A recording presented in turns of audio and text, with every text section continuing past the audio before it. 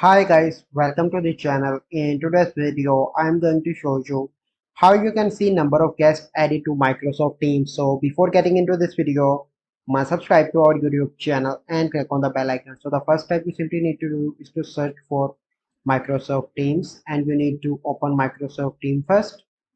Okay, so once it is open, you simply need to go on to the Teams and select any of your team.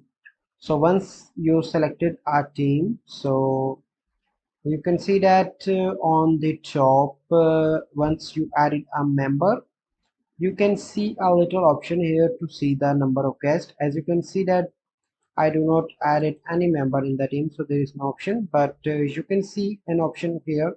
Once you click on that, you can easily see the members in the team, or you can say that number of guests add to Microsoft Teams. So I hope you find this video helpful.